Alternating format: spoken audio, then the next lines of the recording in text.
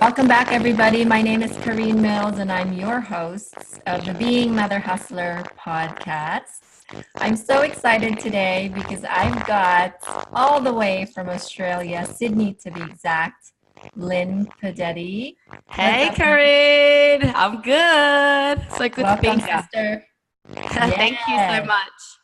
I'm so excited to talk to you because with my podcast, I've been able to connect with a ton of people all over the world.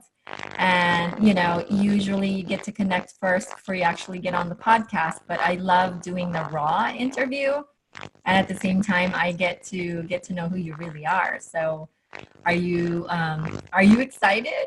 Yeah, definitely. And I know your background's Filipino, and I work with Filipino every single day for the past like 8, 9 years. And so I knew that from the beginning we had that connection or that understanding of the place that we're in.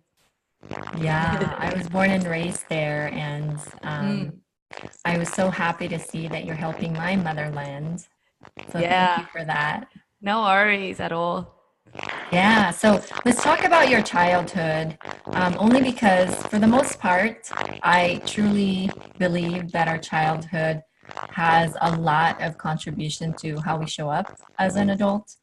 And, early in my adulthood, I showed up improperly because of it.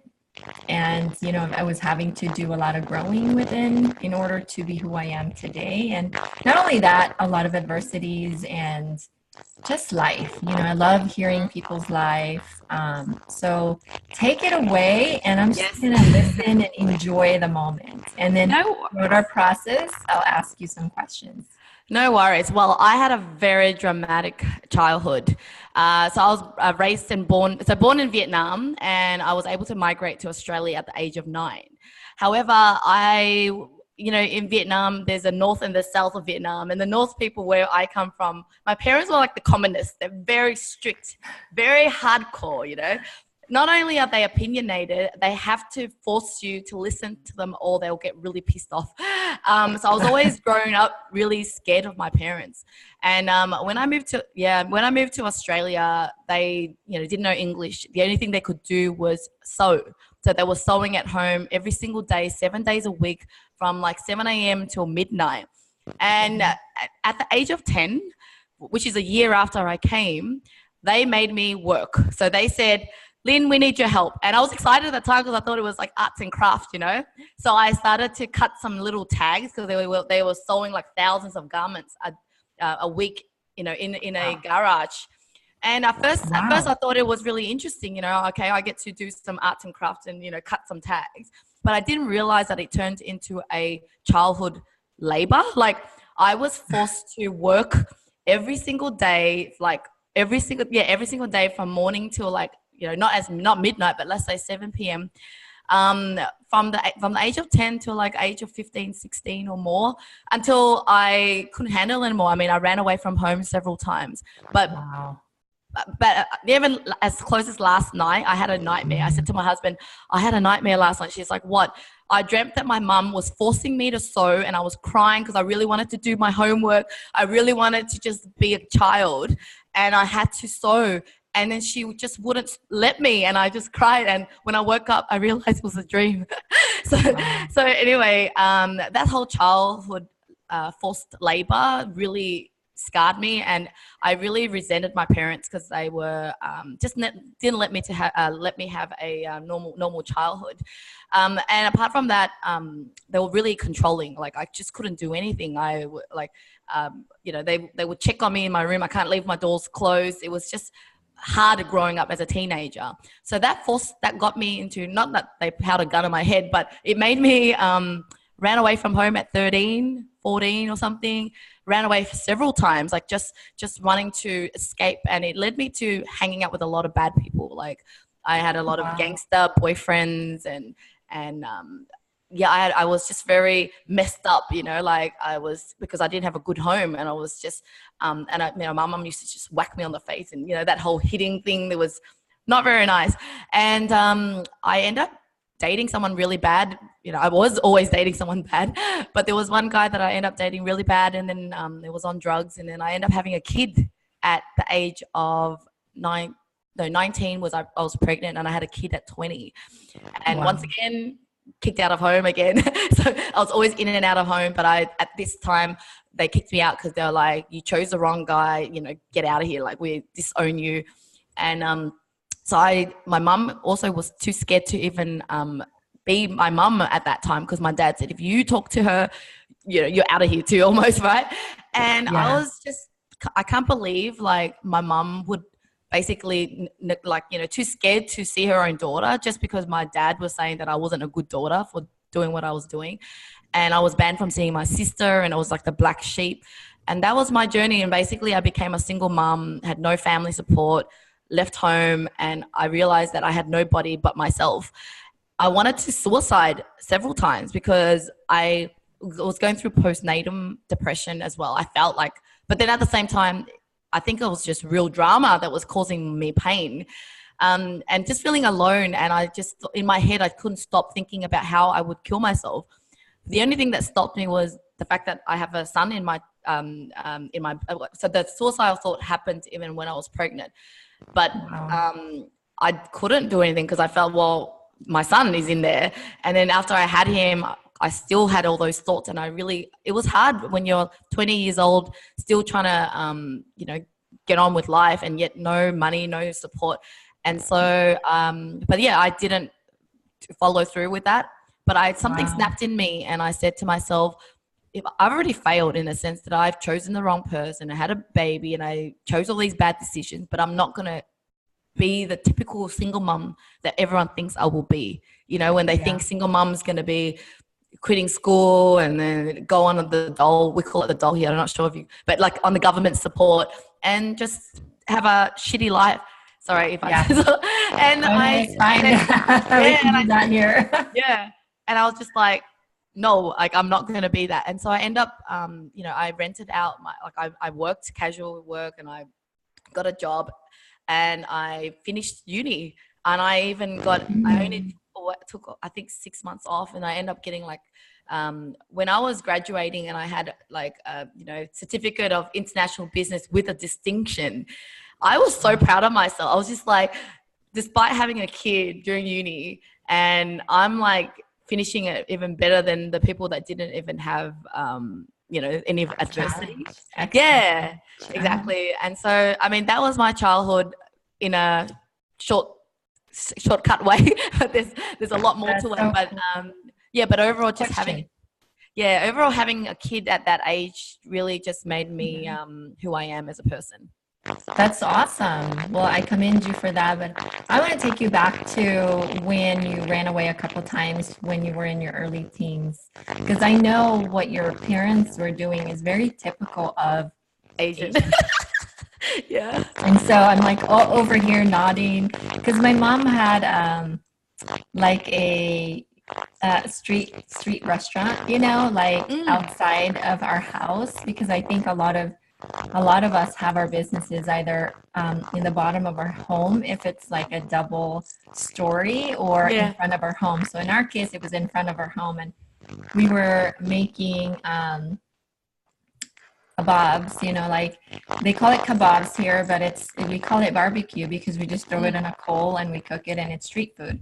But we weren't forced in a way like you were.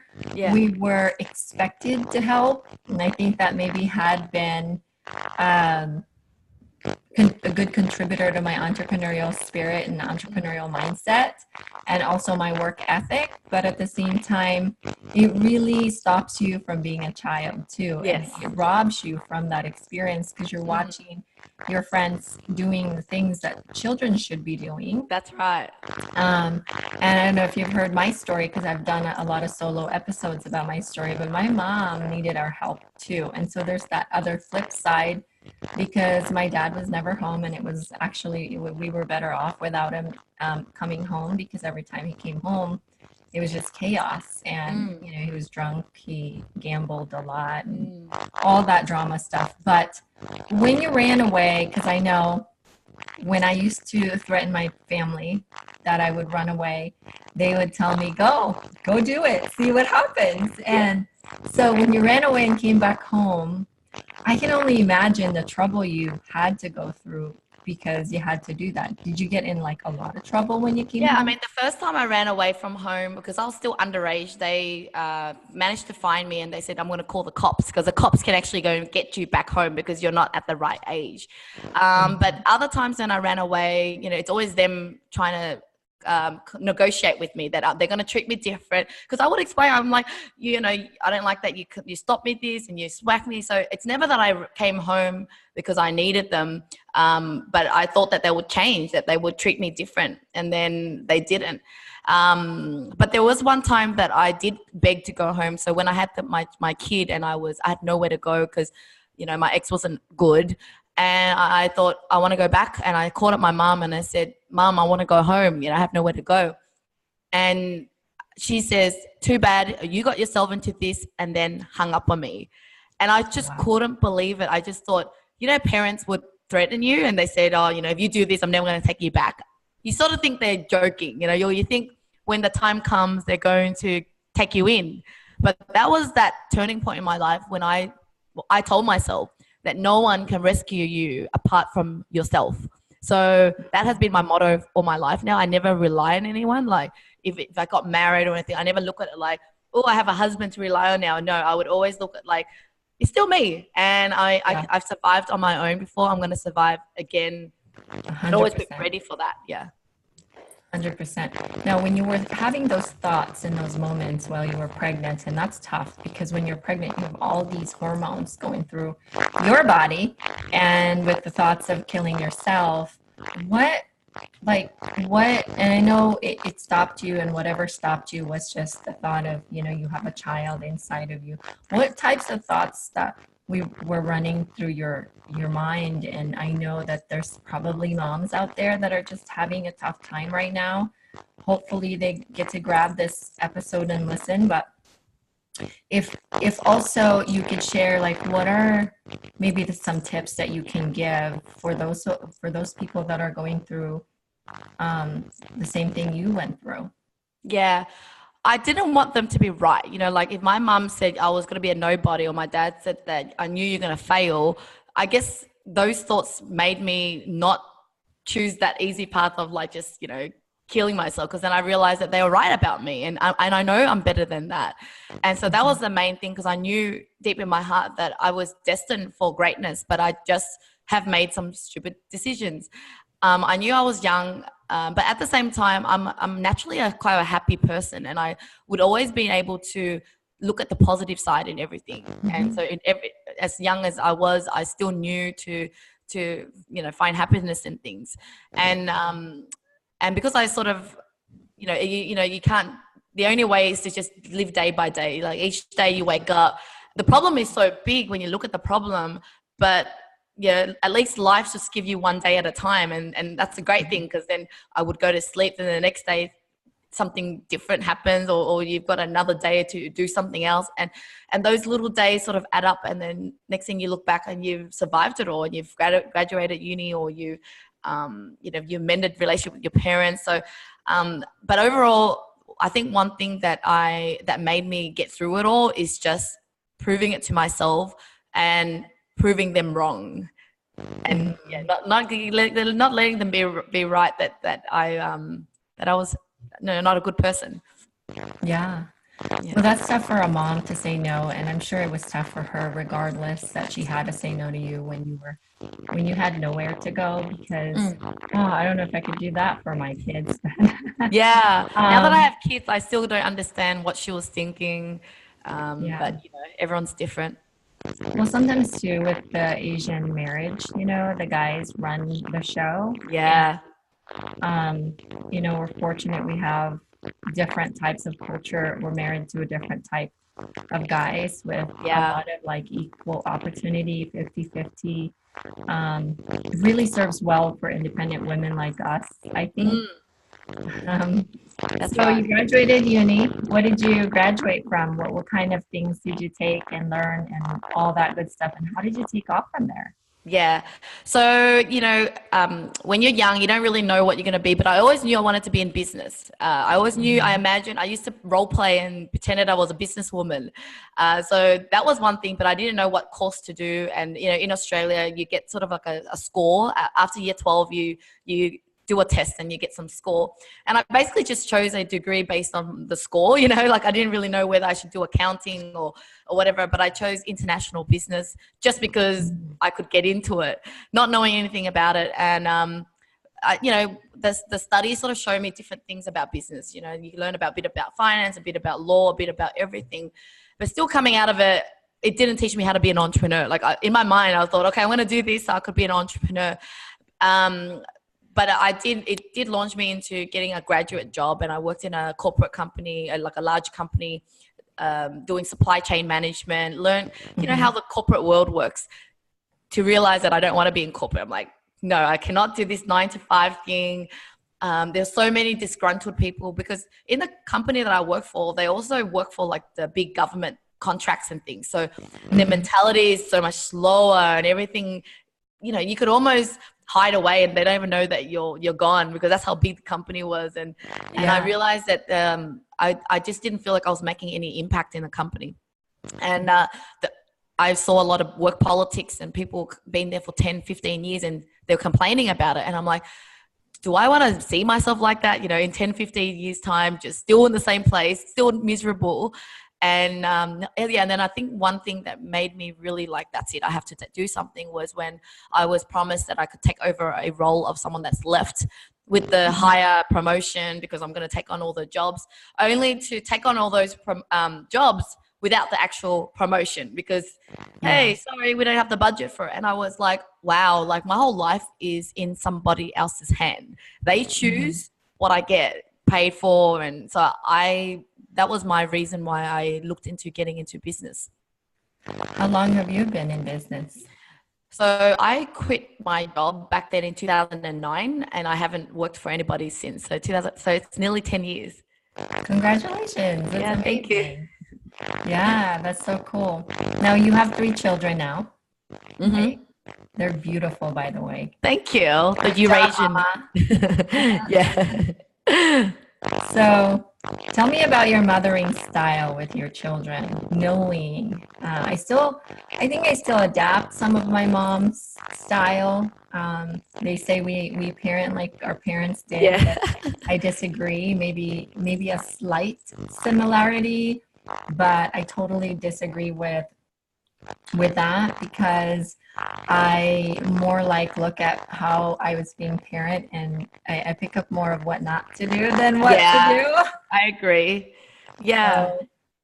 With me, I think I was smart enough to pick the bits that I like about her. I would say that she's not completely bad. I mean, right now we have a great relationship again, but I look at what I liked about her and what I didn't like about her, and I chose that, and I use it with my parenting style. So what I liked about her is she's very efficient. So she knows how to delegate. She, like I said, she got me to work. So I know that I'm very good at delegating tasks to my kids and training them up to do things.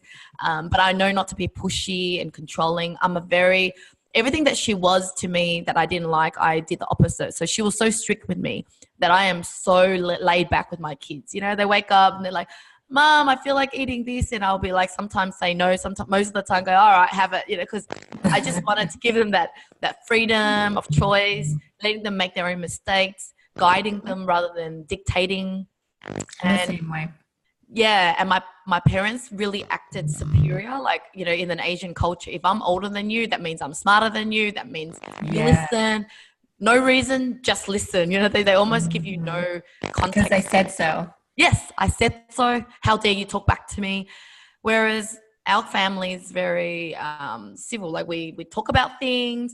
And we didn't show any affection in the past with my parents. Even till now, it's rare I don't think we rarely say I love you or anything.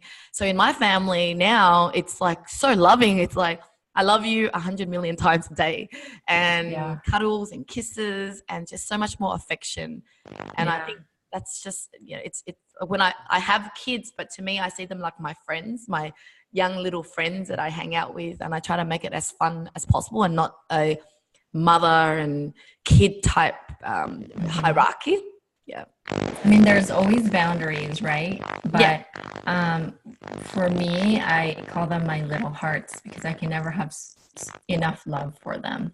They're just my little hearts come running around, right? Yeah. Um, it's the best way I can describe them, and with a lot of love too. It shows when they go show up in their classes in school. We get a lot of like compliment from teachers, like whatever it is you're doing with your kids, they're super helpful in class. They're always servicing Beautiful. others, Yeah. you know? Yeah. Yeah, and I think as mothers, if we're into spirituality, into personal development, I mean that will benefit our kids so much because I bring those lessons to the kids. You know, over the weekend I pulled out my bucket list and I was marking out all these dreams that I achieved and I didn't realize. You know, the last dream that I didn't realize was, so we just built an infinity pool on our house, on our property, Awesome. and I didn't know. I'm definitely visiting you. Yeah, yeah. You will.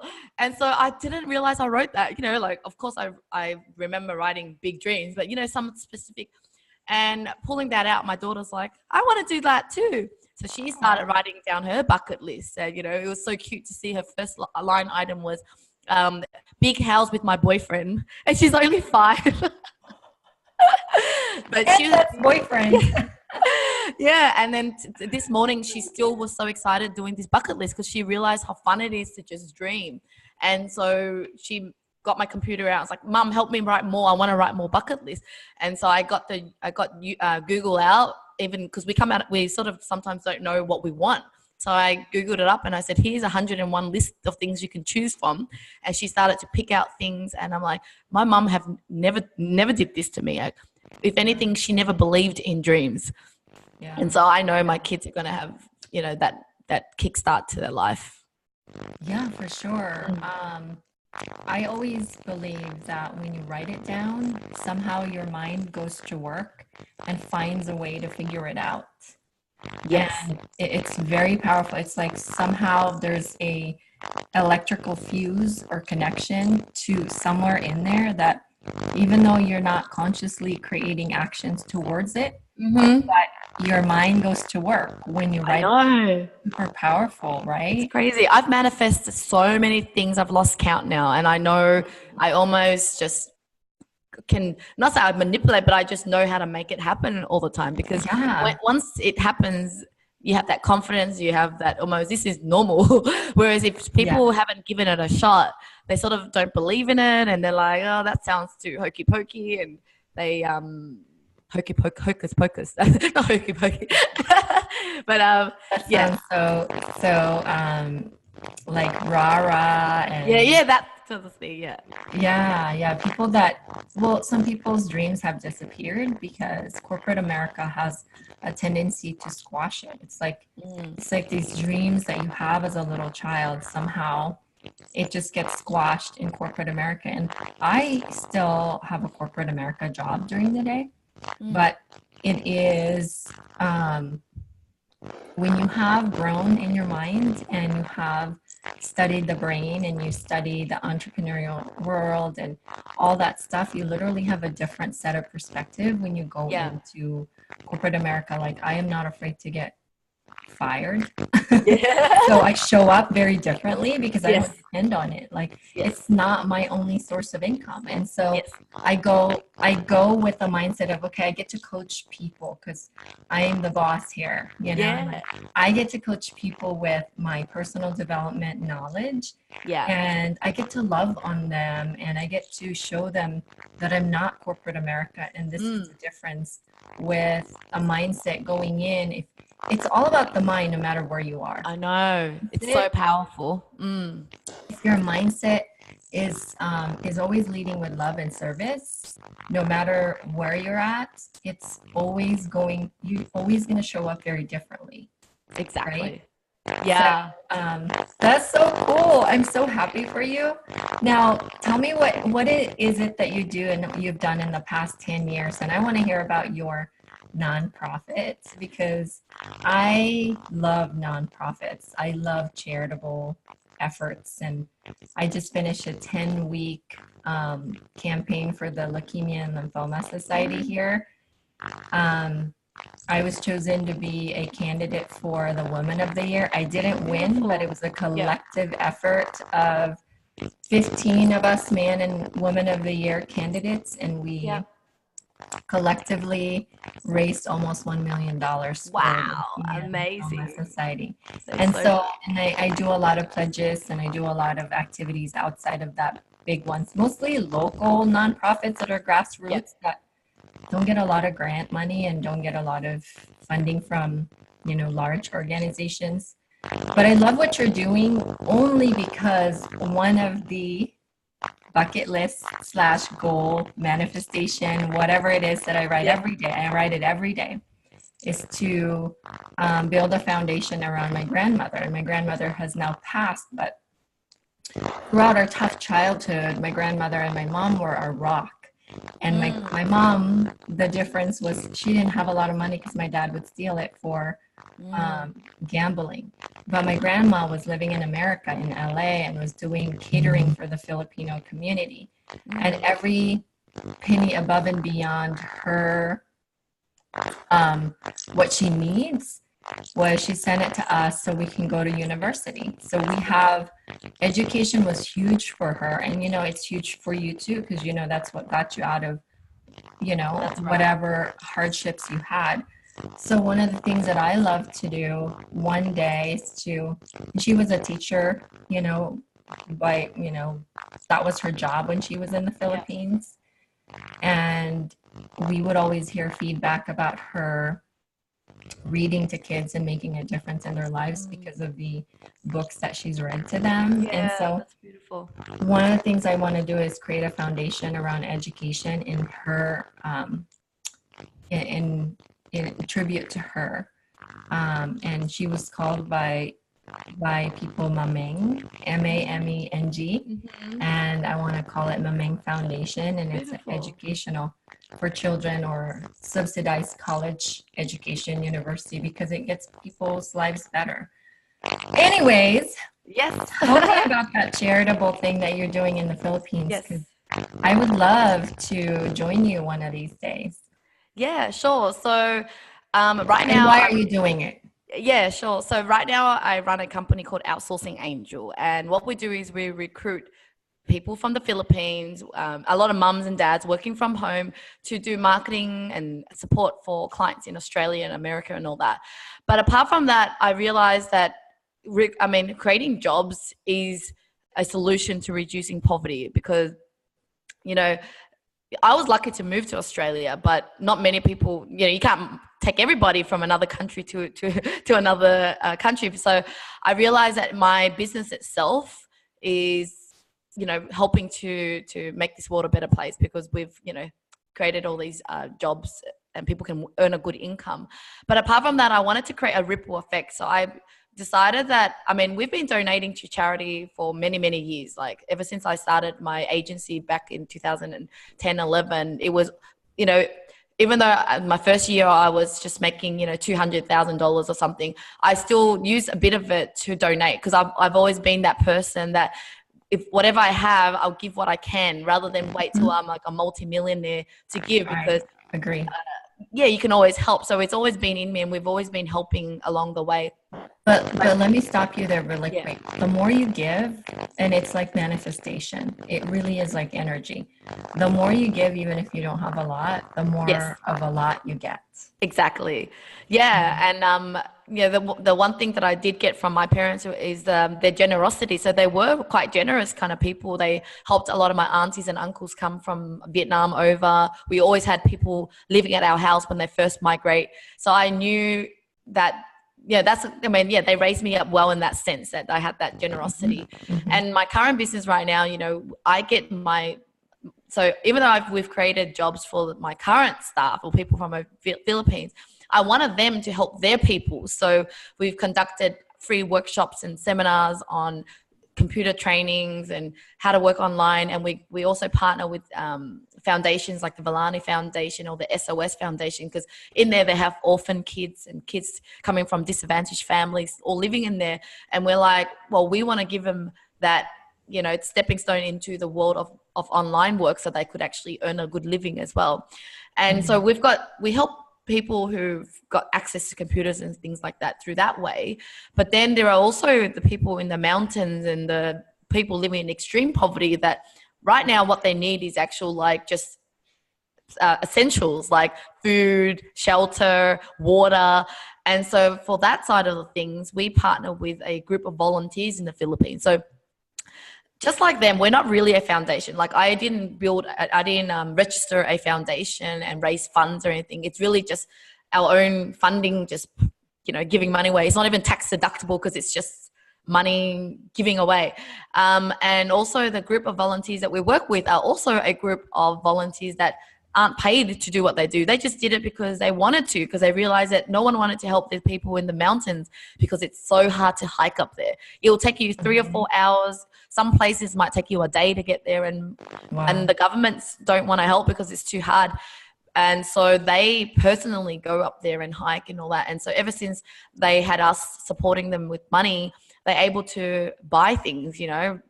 If we gave them like $400, they can feed the whole village. And so we're lucky that we've got people on the grounds to actually execute the project. So right now we're like buying them some pigs that they could actually, you know, help grow the pigs into, food supplies, as well as selling the pigs. And once a year I visit the Philippines myself and personally go there and meet the villagers. And I'm planning to build a school, but there's endless ways to help these people. Yeah, we should collaborate on that school because that's a great project, really, to be part of. My friend Roxana just came, or actually I think she's still in Mozambique, but she also has a foundation that she started, and she education, you know, I think a lot of the third world countries, education just gets us out of third world, and then, you know, it makes your life better. And so it gets people out of poverty. What's the answer to poverty is education. It's amazing what you're doing, so thank you for that. Yeah, no worries. And I know because it's the Philippines and it's your people too. I actually, I recently met someone from the US who also Filipino, really wanting to do this. So I definitely will, I think, connect with us all, because I think our intentions are there. We know where we're heading. We just, don't know how yet. But we definitely should talk more. Well, I think every company should have a noble cause, and the noble cause brings you meaning more than just your work. And so that's right. It's great.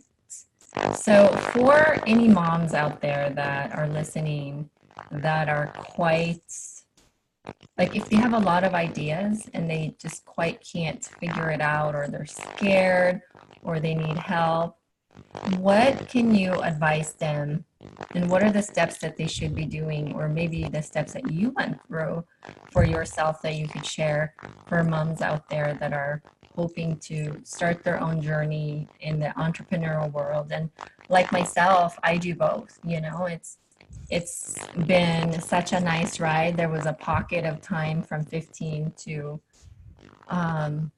that I did 100. Actually, since 2008, I've been just entrepreneur and doing all the things that I've just been doing. And then online, I've grown since last year. It's just been 1 year. It's amazing what social media, the power, the reach of social media.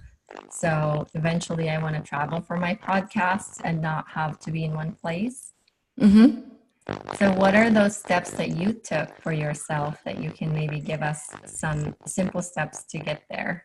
Yeah, sure. So I think at the end of the day, you're going to have to take the leap. You're never going to be ready. And when I took the leap, I wasn't ready. I mean, I had books on business and entrepreneurs and mindsets, and I read it all, but it still comes to the day where I'm like, okay, I don't know what business to do, but at the time there was a business opportunity where a friend of mine gave me some nail polish, and I said, oh, what's this? It's such good quality. And he said it was $1, and I said $1 to buy it. I'm like, oh my God, I could sell it for $15. Although I had no passion for nail polish or had any experience with doing any online business, I just took the leap and I said, okay, I'm just going to turn this into a business. And then, I was still working then, and I was trying to run an online business and learning at the same time. But then I still had to take the next step. I realized that if I'm spending 40 hours a week at work and spending a little bit of time in here, how is that going to work? And I just knew that if I want to be an entrepreneur, like I'm going to face that day where I have to take the leap anyway. So I basically took the leap again. And in my life throughout my business journey, I have always had to take this brave leap. Like if I wanted to, when I first started my business, the first staff hire, I was like, I knew that if I wanted to grow into a company and not self-employed, I needed staff. And all those steps are always hard, always scary. Like last year I started to build a local team, and local people are a lot more expensive. I knew that if I wanted to grow my business to another level, I'm going to have to do something quite brave. So my advice to moms out there is that you can never be 100% ready, but you need to have a big reason why. Like I hated 9-to-5 jobs. I wanted that flexibility. Because I had a kid when I was only 20, and working in corporate while having a kid, I realized that I just didn't have the flexibility to be a mum. I had to drop him off early before school, after school care, and all that things that really made working for someone not a feasible reason, not good enough. So the many times that I wanted to quit running my business. So at the first few years in business, it's hard. I mean, business is hard every year. Period. It's easier later on, a little bit easier. Every day. Different kinds of challenges. But there are many times that I wanted to just go back to a job because I knew that I could make easier money, more bigger money. And I'm like, oh my God, I'm doing this hard work and I don't know when I'm going to make the next dollar. But just thinking back about going back to work, I realized that that's not the life I want. So the pain has to be so big and the desire has to be so strong on that side to really push you to that way. And I've also told myself that I could always find a job anytime anyway. So just keep going. Yeah. Anytime. So, when you have a degree, university degree, you'll find a job. Yeah. Like that. So I knew that I have that backup, right? Like if I really wanted to, I can. So let's just give another day a go. And so just that mindset of like, let's just try again. And not giving up is what happens when you look back. You're like, oh, it's been 10 years now, just by saying the same thing to yourself. But when you have been in the rock bottom, and every single person's rock bottom is obviously relative, it's very different from one person to another. And each and every one of us, our adversities are very different. But when you've been to the rock bottom, nothing scares you. No. Like nothing. Exactly. Do you feel like that where you're coming from? Oh yeah, I am so much stronger because I had to base my life on faith. When I had no family support, no money, and looking after the kid on your own. Thank God for some government support, when you're a single mom, they give you some money. So you sort of make sure you have, spread that money to survive. And just knowing that you could survive through that, I always look back to that day and go, that's like the worst place I could be. Or even in relationships, I've had the worst relationships and heartbroken and all that. And then when I bring myself back into those days and that pain I went through, I just go, wow, I'm so lucky and no problem is as big as that problem. Exactly. Now I want to ask you some weird questions because I've been through rock bottom, whether it was with my parents or my own life in adulthood. I want to know what you ate when you were in rock bottom, because for me, I ate some of the worst things for you to eat in my rock bottom. And bad food, but I always love talking about it because it makes me appreciate everything. Every time I eat something so good, I'm like, gosh, I remember what I used to eat. Yeah. Yeah, I mean, definitely noodles, right? Like, I mean, Asian, you always have noodles and mee goreng sort of thing. But I think the food thing didn't, like, I don't have much memories about the food, but I do have a memory of like filling up my petrol tank. I remember being only able to, put in $10 or $20 versus being able to like fill it up completely. And it's Gotcha. just always almost just splitting those few dollars to make sure it lasts you the whole week. But yeah, the petrol, filling up the petrol has been, yeah, that memory that I had where I felt like, Yeah. now that I can fill it up and not worry about it, it makes me feel really grateful. Yeah, when some people that I know that are having a really tough time in life, I cheer on for them because I know that if they come on the other side, they're going to be badasses. And Yeah. I'm like, girl, that's a challenge. You need to get Yes. through it because on the other side, it's amazing. I And they're know. looking at me like, seriously? Yeah, and my parents actually tell me now, they're like, come on, we helped you. If it wasn't for us, you wouldn't be where you are. Helping meaning like if we weren't bad to you, you wouldn't be where you are. And Oh, so I'm like, all right, mom, yeah, because I said to it's them, true. yeah, like looking back, it makes all sense. But at the same time, I feel like, some people are different. If they did it to someone else and that person didn't have the strength, they could have killed themselves. Mhm. They could have, given up and been traumatized for the rest of their life. But sure, I was lucky that my mindset just was always looking at, okay, if you said no, I'm going to make it a yes. If you say I can't, I'm going to make it like I can. So I'm Good lucky for that I you. had that mindset for some reason. So a Yeah. combination of bad childhood, good mindset together, it's like boom, magic. I know. And you wonder why I love talking about childhood because there is so much correlation to successful people and entrepreneurs based on their childhood.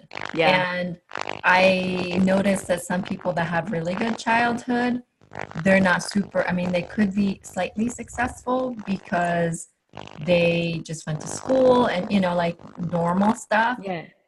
But the people that has weird, odd, crazy, Yes. bad Yeah. childhood Yeah.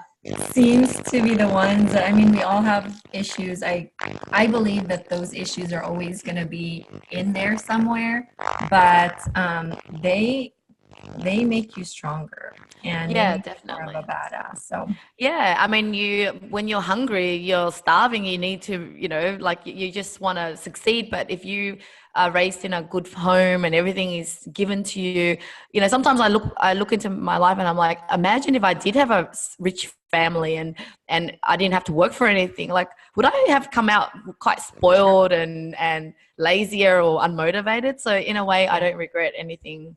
I yeah. even have a good story, like an interesting story to talk about now. Yeah.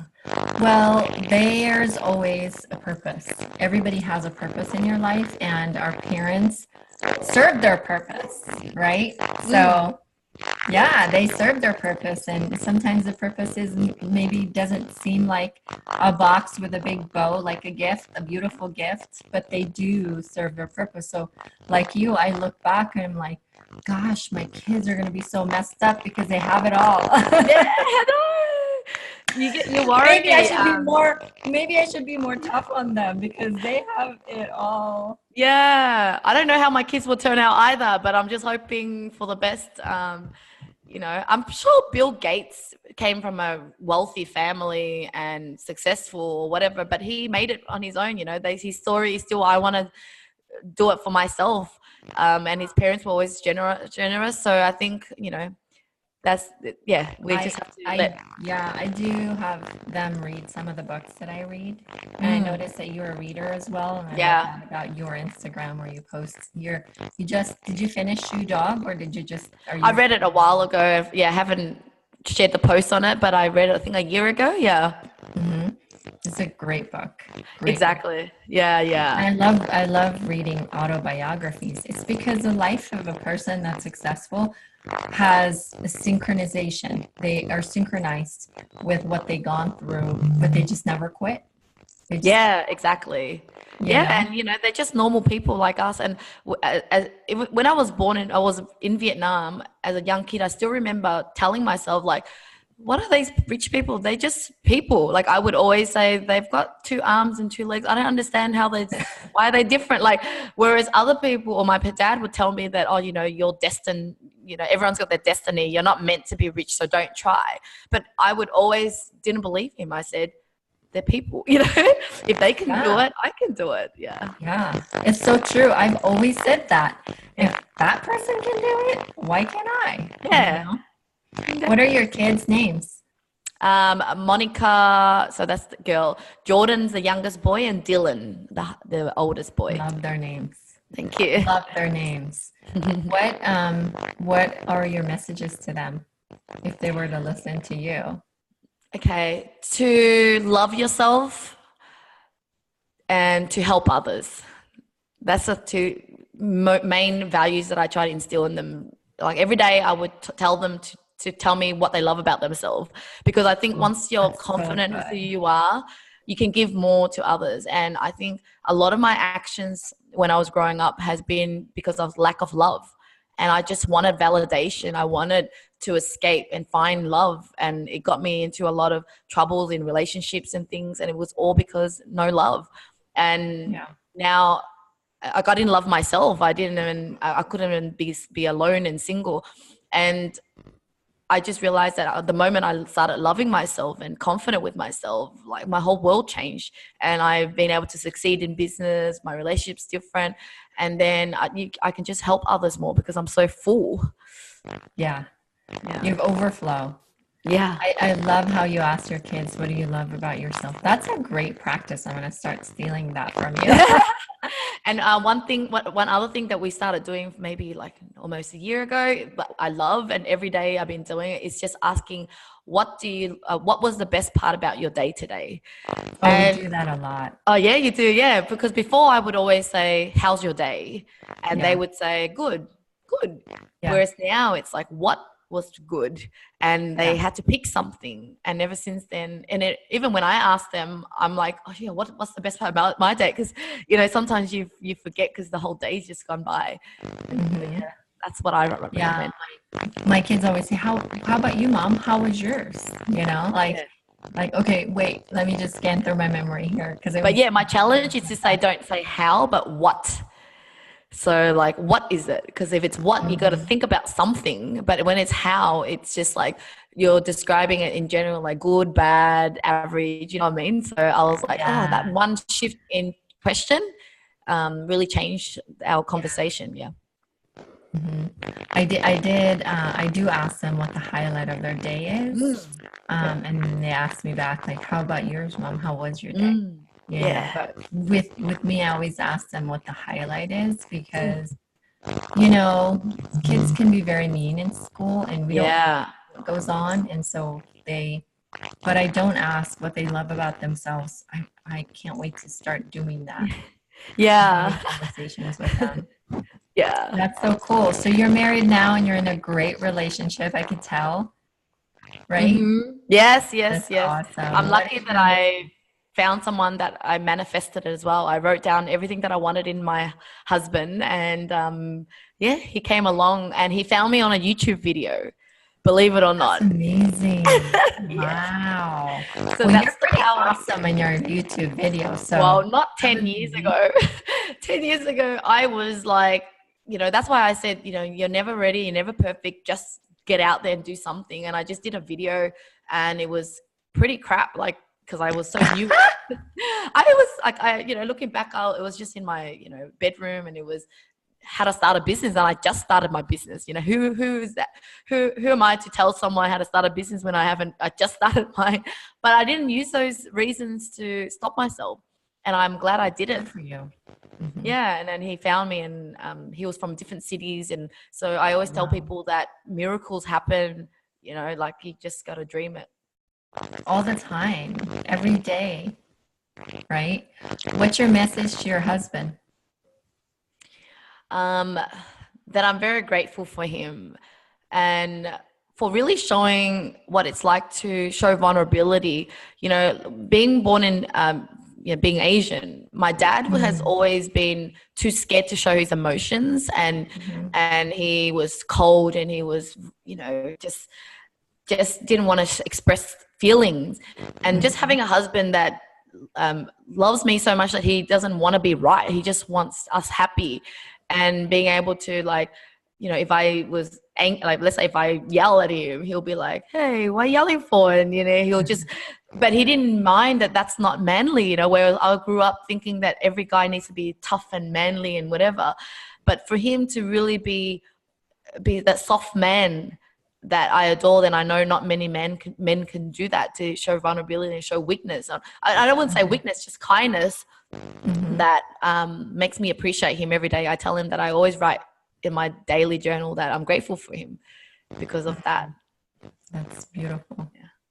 What is your message to your mom? That I forgive her. That beautiful. Yeah, that I know deep down she loves me. I do believe in life there are some parents that, have killed their kids, have done bad things to their kids. But my parents didn't fall into that category. They were very strong. They had strong opinions, and they thought that if I didn't stop me, I couldn't succeed. They didn't realize that what they were doing was, sabotaging my success, but they didn't mean it. And so I forgive my mom, and I told her, and I want to accept her, and I'm grateful for her too. Like, everything that she's done has made me who I am. Well, they probably were parenting the way that they were taught to, and so they only knew so much about it. There's not a lot of, like, back in the days where they read books like we do. Yeah. And learn from each other and build a community like we are doing, of, community of moms, or mother hustlers, as I would say. Yeah. Before I ask you my last question, I just want to thank you for showing up the way that you do here, social media, and probably to your kids, because we need a lot more moms like yourself that, not just teach their kids, but show their kids how to be a better human. So I commend you for doing that. I commend you for your nonprofit efforts. I love that you do that, and I love everything that you represent. Thank you. So appreciate you, sister. Thank you so much. Yeah, thank you so much for doing this as well. And I know you're doing this for the purpose of helping other mothers, and it takes a lot of time and effort. And I really appreciate your journey as well, and what you're contributing to the world. Thank you. And can you please let everybody know where we can find you? So, every guest of mine connects with different groups of people that are listening. And so some of them actually had a guest that had a coaching session over in India with someone and found her on my podcast as a guest. So that's awesome. Like connecting more people from different parts of the world. Sure. Yeah, I'm on every channel. So you can find me on Instagram, LinkedIn, Facebook, YouTube. So if you just Google my name, Linh Podetti, you should be able to find those information. Awesome. I'll add everything on the notes. But thank you so much, Linh. Last question. What is Linh Podetti's definition of the word mother hustler? Someone who doesn't give a F and just, do what you need to do to have it all. And I believe that being a mother isn't just like a mother, like someone that has kids. It's someone that is like successful in their business, in their career, in their health, in every way. Mother is just that one single role that we play at different times in the day. But being a true mother hustler is someone that believes that they can have it all, and they can have it all. Yes.